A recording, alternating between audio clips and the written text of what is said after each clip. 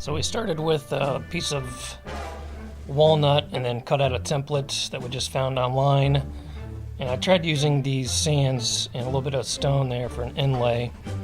So once we got the printout where we needed it for the size, we taped it down with some see-through tape and made some marker, Sharpie marks on it to make it easier for us to get the Dremel out, and used that real fine tip on the Dremel and just went to town on removing a very thin layer of the top piece of wood so I could come in with the ball tool and start removing it down to about 1/4 of an inch all the way through. It took some time, you had to be patient with it, but we eventually got there, and when it was completely cut out, it looked really well.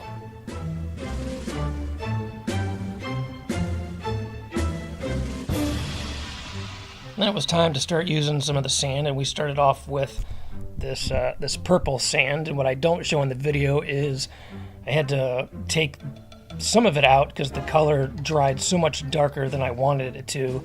I ended up mixing some of that dark purple sand with a lot of white sand, and it still didn't turn out to the color that I was hoping for. But then we used a little bit of yellow to try and attempt the highlighted area. And you can see here in a second that I blend a little bit of the yellow with the orange to highlight some of the corner areas on the logo.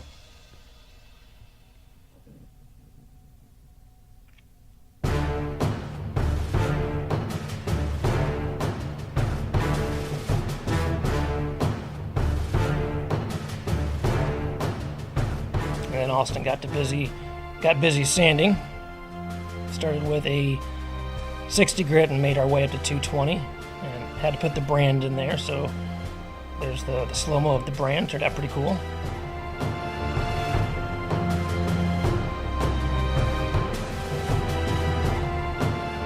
Boom.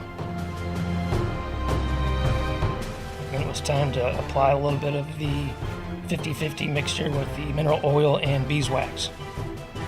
It's always my favorite part.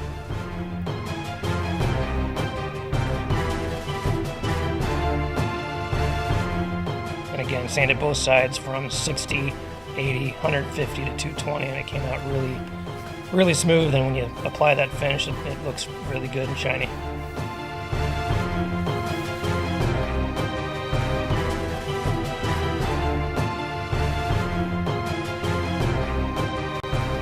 Then we started using a little bit of these semi-precious stones for the handles on the cutting board. And these are the same semi-precious stones that I sometimes will put into a rock crusher and use those for a stone inlay. But for this one, we just decided to throw them on the handle in their whole form and use it for kind of the infinity look.